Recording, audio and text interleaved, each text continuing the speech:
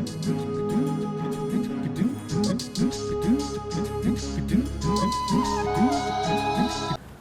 Friends, నా పేరు మహేందర్. మీరు చూస్తున్న విశ్రుత్ డిజిటల్ సేవ. ఫ్రెండ్స్, ఎప్పుడెప్పుడు అంటూ ఎదురు చూస్తున్న అంగన్వాడీ టీచర్ పోస్టులు రాజన్న సిరిసిల్ల జిల్లాను తలుపు తట్టాయి. మరి అంగన్వాడీ టీచర్ పోస్టులు అప్లై చేయాలంటే ఏమేమి సర్టిఫికెట్లు ఉండాలి, ఎలా అప్లై చేయాలి, చివరి డేట్ ఏంటి, స్టార్టింగ్ డేట్ అయితే ఈ రోజు అంటే 28/7/2026. సో ఈ రోజు నుంచి ఎప్పటి వరకు మనం అప్లై చేసుకోవచ్చు, ఏమేమి సర్టిఫికెట్లు అవసరమవుతాయి, అలాగే ఎలిజిబిలిటీ క్రైటీరియాలో రిజర్వేషన్ సంగతి ఏంటి, ఇవన్నీ ఒకసారి డిస్కస్ అనేది చేద్దాం. సో వీడియోను ప్రారంభించే ముందు మా ఛానల్ను లైక్ చేసి షేర్ చేయండి తప్పకుండా. ఎలిజిబిలిటీ క్రైటీరియాలో ముందు అప్లై చేసే తేదీ అలాగే చివరి తేదీ ఏంటో చూద్దాం. అప్లై చేసే తేదీ వచ్చేసి 28/7/2026 రోజు అప్లై డేట్ అనేది స్టార్ట్ అవుతుంది. చివరి డేట్ అనేది 7/8 అంటే 7 ఆగస్టు 2026 వరకు మీరు అప్లై అనేది చేసుకోవచ్చు. అది కూడా సాయంత్రం 5 గంటల్లోగానే మీరు చేయాలి. అంటే 7 లాస్ట్ డేట్ నాడు కనుక మీరు చూస్తే 7వ తారీఖు 8వ నెల 2026 నాడు సాయంత్రం 5 గంటల్లోగా మీరు అప్లై చేసుకోవాల్సి ఉంటుందన్నమాట. అప్లై అనేది కంపల్సరీ ఆన్లైన్ బేస్డ్ అప్లై అన్నమాట. ఆన్లైన్లోనే అప్లై చేసుకోవాలి. అఫీషియల్ వెబ్సైట్కి వెళ్ళి మీరు అప్లై చేసుకోవాల్సి ఉంటుంది. మీరు కనీస అర్హత వయసు వచ్చేసి 1/7/2026 ఫస్ట్ 7/2026 వరకు మీరు 18 ఏళ్ళు నిండి ఉండాలి. అలాగే స్థానికులు అయి ఉండాలి. స్థానికులు అంటే మీరు అదే ఊరిలో నివసించే వారై ఉండాలన్నమాట, రెసిడెంట్ అయి ఉండాలి. అలాగే నెక్స్ట్ క్రైటీరియా వచ్చేసి మీరు లాస్ట్ ఏజ్ లిమిట్ అంటే 18 ఏళ్ళ నుండి 35 ఏళ్ళ లోపు వారిని మాత్రమే దీంట్లోకి తీసుకుంటారన్నమాట టీచర్గా. చాలామంది ఇంకో క్వశ్చన్ కూడా అడుగుతున్నారు, ఏంటంటే హెల్పర్ పోస్టులు అనేవి పడ్డాయా అని. లేదండి, ఇప్పుడైతే ఓన్లీ టీచర్ పోస్టులు మాత్రమే పడ్డాయి. నెక్స్ట్ ఎలిజిబిలిటీ క్రైటీరియా వచ్చేసి ఎడ్యుకేషన్ అనేది మీరు ఇంటర్మీడియట్ కంప్లీట్ చేసి ఉండాలి. ఎవరైతే ఇంటర్మీడియట్ కంప్లీట్ చేసి మంచి మార్కులతో ఉంటారో వారిని మాత్రమే సెలెక్ట్ చేయడం జరుగుతుంది. అలాగే దీనికి పోస్టుల వైజ్గా మనకి రిజర్వేషన్ అనేది కూడా ఇచ్చారు. రిజర్వేషన్ అనేది మీకు కంపల్సరీ ఒక్కో ఊరికి ఒక్కో రిజర్వేషన్ అనేది రోస్టర్ విధానంలో ఇవ్వడం జరిగింది. కాబట్టి మీరు అప్లై చేసే ముందు మీ స్థానిక సెలక్షన్లో అంటే మీ ఊరిలో ఏదైతే పోస్టు ఇచ్చారో ఆ పోస్ట్కి అనుగుణంగా మీ క్యాస్ట్ అనేది మ్యాచ్ అవుతుందా లేదా చూసుకోండి. కొన్ని ఏరియాస్లో రిజర్వేషన్ కింద బీసీలను ఇచ్చారు. బీసీలు అంటే ఓన్లీ అందరు బీసీలు కాదండి, బీసీఏ ఇచ్చారు, బీసీబీ ఇచ్చారు, అలాగే బీసీడీ ఇచ్చారు. అలాగే ఎస్సీలో ఎస్సీ కేటగిరీ 1, అలాగే కేటగిరీ 2, అలాగే ఓసీ, ఇట్లా రకరకాల అభ్యర్థులు అనేది ఆ స్థానికత ఆధారంగా రోస్టర్ విధానంలో ఇవ్వడం జరిగింది ఈసారి. మునుపు బీసీలు అంటే డైరెక్ట్గా బీసీలు అందరూ అప్లై చేసేవారు, ఎస్సీలు అంటే డైరెక్ట్గా ఎస్సీలు అందరూ అప్లై చేసేవారు. సో అలా కాదన్నమాట, ఈసారి కంప్లీట్గా అంటే మీ సబ్ క్యాస్ట్తో సహా వాళ్ళు ఇచ్చారన్నమాట. బీసీఏ వాళ్ళ కింద క్యాస్ట్ వస్తాయి, బీసీబీ వాళ్ళకి ఎవరెవరి క్యాస్ట్లు వస్తాయి అనేది ఒకసారి చెక్ చేసుకొని మీరు అప్లై చేసుకోండి.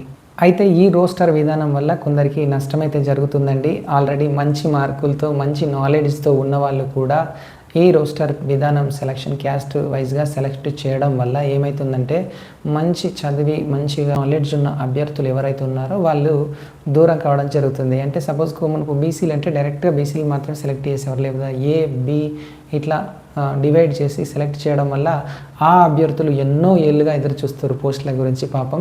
సో వాళ్ళు అనేది ఈ పోస్టులకి దూరం కావడం అనేది జరుగుతుంది. కానీ రోస్టర్ విధానంలో ఈ విధానం అయితే తీసుకొచ్చారు ఇప్పుడు. సో దాని అనుగుణంగా సెలక్షన్ అనేది ఉంటుంది. ఇది మాత్రం మార్పుని ఆహ్వానించక మనం తప్పదు.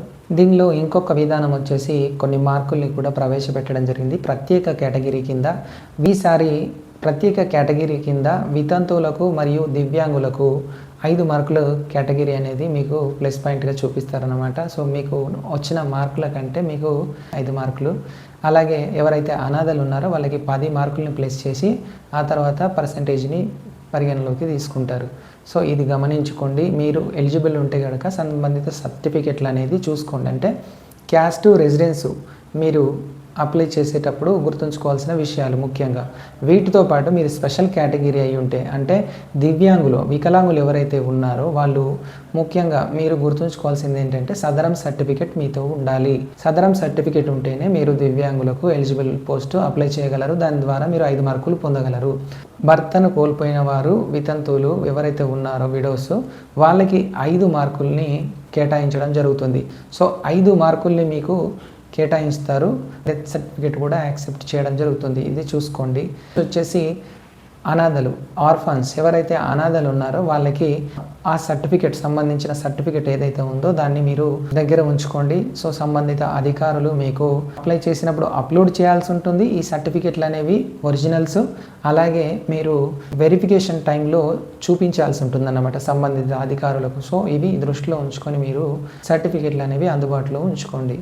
సర్టిఫికేట్ అప్లోడ్ చేసేటప్పుడు మీరు మరిన్ని జాగ్రత్తలు తీసుకోవాల్సి ఉంటుంది. సర్టిఫికేట్ అప్లోడ్ సమయంలో మీరు ఒరిజినల్స్ అనేవి దగ్గర ఉంచుకోండి. మీ క్యాస్ట్ సర్టిఫికేట్ ఒకటి ఖచ్చితంగా ఉంచుకోండి. అలాగే మీ స్థానికత కోసం మీరు రెసిడెన్స్ సర్టిఫికేట్ అనేది దగ్గర ఉంచుకోండి. అలాగే దాంతోపాటు మీకు ప్రత్యేక కేటగిరీలు ఏవైతే ఉన్నాయో, మీరు దివ్యాంగులు అయితే సదరం సర్టిఫికేటు, అలాగే వితంతు అయితే డెత్ సర్టిఫికేటు, అలాగే అనాథ అయితే అనాథకి సంబంధించిన సర్టిఫికేట్ ఏదైతే ఉందో దాన్ని మీరు ఒరిజినల్స్ అనేవి అప్లోడ్ చేయాల్సి ఉంటుంది. దీన్ని గుర్తుంచుకొని మీరు తొందరగా అప్లోడ్ అనేది చేసుకోవడానికి అవకాశం ఉంటుంది. వన్ మోర్ థింగ్, దీనిలో గుర్తుంచుకోవాల్సింది అసలైన విషయం ఏంటంటే, మీరు ఆధార్ కానీ ఎలక్షన్ కార్డు కానీ మీ గుర్తింపు కోసం ఐడెంటిఫికేషన్ కోసం సమర్పించాల్సి ఉంటుంది. మీరు ఆధార్ కార్డు 1 ఇయర్ బిలో మీరు అప్డేట్ చేసిందై ఉండాలి. లేదంటే ఎలక్షన్ కార్డు కూడా 1 ఇయర్ బిలో మీరు అప్డేట్ చేయించుకున్నదై ఉండాలి. సో పాతవి పెడతాము, పాతవే మా దగ్గర ఉన్నాయంటే చెల్లదండి. అండ్ ఇంకా బిగ్గెస్ట్ మిస్టేక్ ఏం చేస్తున్నారంటే, సర్టిఫికేట్ ప్రకారమే మీ పేరు అనేది ఉండాలి, సర్టిఫికేట్లో సూచించిన విధంగానే మీ డేట్ ఆఫ్ బర్త్ అనేది ఉండాలి. ఉదాహరణకి మీ 10th మెమోలో ఏదైతే పేరు ఉందో సేమ్ అదే పేరు రెసిడెన్స్ మీద ఉండాలి, క్యాస్ట్ సర్టిఫికేట్ మీద ఉండాలి. అలాగే మీరు ఏదైతే నెక్స్ట్ సర్టిఫికేట్లు ఇంకా ఉన్నాయో అంటే సదరం సర్టిఫికేట్ కానీ ఏది కానీ అవి కూడా వీటితో మ్యాచ్ అయ్యేటట్టు మీరు చూసుకోండి. మోస్ట్లీ పెళ్ళైన తర్వాత పేరు అనేది మార్చారు చాలా వరకు ఆధార్లో. అలా మార్చకుండా ఉంటేనే బెటర్ అప్లై చేయడానికి. ఒకవేళ మారిస్తే దాన్ని మీరు మరోసారి చేంజ్ చేసుకునే అవకాశం అనేది ఉంటుందండి. తప్పకుండా దాన్ని రెసిడెన్స్ సర్టిఫికేట్ ద్వారా చేంజ్ చేసుకోవచ్చు. సంబంధిత అధికారులకు ఈ విషయాన్ని వివరించి సంబంధిత గడువులోగా మీరు అప్లోడ్ అనేది చేసుకోండి. అలాగే వెరిఫికేషన్ టైం వరకు కొంచెం టైం కూడా వెసులుబాటు ఇవ్వడం జరిగింది. ఇట్లాంటి మిస్టేక్ ప్రైమరీ టీచర్లో ఇప్పుడు మాత్రం ఇవ్వడం కొంచెం తక్కువగా ఉంటుంది. గతంలో ఎన్నడూ లేని విధంగా ఈసారి ఇంటర్వ్యూ పద్ధతి అనేది తీసుకురావడం జరిగింది. ఈ ఇంటర్వ్యూ అనేది చేసి మిమ్మల్ని సెలెక్ట్ అనేది చేస్తారు. ఇంటర్వ్యూ కోసం మీకు 10 మార్క్స్ అనేది కేటాయించడం జరిగింది. దీన్ని కూడా దృష్టిలో ఉంచుకొని కొంచెం జనరల్ అవేర్నెస్ అనేది పెంపొందించుకోండి. జనరల్ అవేర్నెస్, మామూలుగా కరెంట్ అఫైర్స్ వీటి మీద దృష్టిలో ఉంచుకోండి. ఈ వీడియో చివరన మీకు ఏ గ్రామాల్లో ఎన్ని పోస్టులు ఉన్నాయి, ఏ గ్రామాల్లో ఏ కేటగిరీ క్యాస్ట్ వైజ్గా ఇచ్చారు అనేది వీడియో చివరిలో మీకు పీడిఎఫ్ అనేది చూపిస్తాను. దాంట్లో మీ సిరిసిల్ల డిస్టిక్లో ఏ మండలాల్లో ఏ ఊర్లలో ఏ కేటగిరీలలో పోస్టులు ఉన్నాయనే విషయాన్ని లాస్ట్లో వీడియో ఎండింగ్లో చూపించడం జరుగుతుంది. సెలక్షన్ మొత్తం అయిన తర్వాత సెలక్షన్ రద్దు చేయడానికి కానీ, లేదా పోస్టుల సంఖ్యను మార్చడానికి కానీ, లేదంటే రిజర్వేషన్ మార్చడానికి కానీ పూర్తి అధికారాలు అనేవి కలెక్టర్ గారికి ఇవ్వడం జరిగింది. హెల్పర్ పోస్టులు అయితే ఇప్పుడు లేవండి. హెల్పర్ పోస్టులు వచ్చిన తర్వాత నేను అప్డేట్ అనేది ఇవ్వడం జరుగుతుంది. మరిన్ని వీడియోల కోసం మా ఛానల్ని లైక్ చేయండి, అలాగే షేర్ చేయండి.